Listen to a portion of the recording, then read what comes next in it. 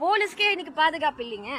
அது அவ்வளவு கொலையும் குற்றங்களும் நடந்துகிட்டு இருக்கு அப்படின்றத நான் சொல்லுவேன். கள்ளக்குறிச்சி கள்ளச்சாராயம் விஷயம் மட்டும் இல்லை, இன்னைக்கு வந்து பாலியல் விஷயமா இருக்கட்டும், எந்த விஷயம் எடுத்தாலும் சாப்பிடுற உணவுல இருந்து இன்னைக்கு தூங்குற டைம் வரைக்கும் நம்மளுக்கு எதுக்குமே வந்து உத்தரவாதம் இல்லாத ஒரு நிலையை தான் இருக்கு. எனக்கு வந்து ஒரு மருத்துவமனைக்கு போனா கூட நம்மளுக்கு வந்து அந்த கவர்மெண்ட் ஹாஸ்பிட்டல் வந்து சிறப்பாக செயல்படுதா அப்படின்றது வந்து பெரிய கேள்விக்குறி. இன்னைக்கு அத்தனை விஷயங்களும் வந்து அங்க மருத்துவமனைக்குள்ளேயே வந்து சேஃப்டி இல்லாத ஒரு சூழ்நிலைகள்லாம் நம்ம பார்த்து கொண்டு இருந்தோம்.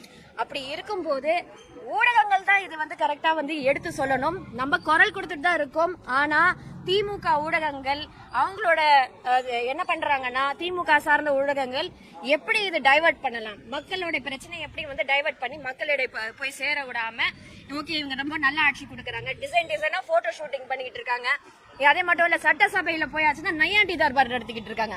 மக்கள் பிரச்சனை பத்தி பேசுறது கிடையாது. அதாவது ஸ்பீக்கரே வந்து அந்த மாதிரி பேசிட்டு இருக்காருன்னா அப்ப யோசிச்சு பாருங்க எந்த நிலையில இருக்கு. இன்னைக்கு ஜனநாயகம் முழுக்க இன்னைக்கு வந்து அப்படியே ஒரு கட்டுப்பாட்டில் ஒரு சர்வாதிகாரத்துக்கு அடியில தான் வந்து இன்னைக்கு வந்து ஜனநாயகம் வந்து மாட்டி தவிக்குது அப்படின்றது நான் சொல்ல முடியும். அந்த மாதிரி இந்த திருட்டு திமுக அரசு எதுவுமே மக்களுக்கு செய்யாம அவங்க எந்த வேலையும் செய்யறது கிடையாது. அப்படியே ஒரு அலட்சிய போக்குல தான் இருக்காங்க. அவங்க வந்து காசு கொடுத்து நம்ம வின் பண்ணிடலாம் அப்படின்ற ஒரு நம்பிக்கையில இருக்காங்க. இந்த காசு கொடுத்து மீண்டும் நீங்க ஏமாற வேண்டாம். மக்கள் யாரு காசு வாங்கி திமுகவுக்கு ஓட்டு போடுறாங்களோ அந்த ஒரு குடும்பம் மட்டும்தான் சம்பாதிக்கும் அப்படின்றத நான் வந்து தெளிவா சொல்லி கொண்டிருக்கிறேன். அந்த குடும்பத்துக்கு சம்பாதிக்கிறதுக்கு யாரும் தயவு செஞ்சு திமுகவுக்கு வாக்களிக்க வேண்டாம்.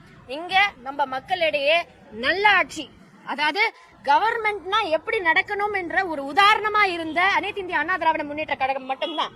அது புரட்சி தலைவர் எம்ஜிஆர் அவர்கள் இருக்கும் போதும் சரி, புரட்சி தலைவி அம்மா இருக்கும் போதும் சரி, புரட்சி தமிழர் ஐயா எடப்பாடியார் அவர்கள் இருக்கும் போதும் சரி, எத்தனை நெருடல்கள் ரொம்ப கஷ்டங்கள் வந்து நெரிசல்கள் கொடுத்தாலும் கூட இன்னைக்கு வந்து ஐயா எடப்பாடியார் அவர்கள் எந்த ஒரு பிரச்சனை இல்லாத ஒரு நல்ல ஆட்சி கொடுத்தாரு. மக்களுக்கு அந்த திட்டங்கள் போய் சேர்ந்தது. அது மட்டும் இல்ல, மக்கள் வந்து ஏதாவது ஒரு இடத்துல வந்து எங்களுக்கு இவ்வளவு கஷ்டம் இருந்ததுன்னு சொன்னாங்களா, இன்னைக்கு கதற அழுதுட்டு இருக்காங்க மக்கள் எல்லாருமே.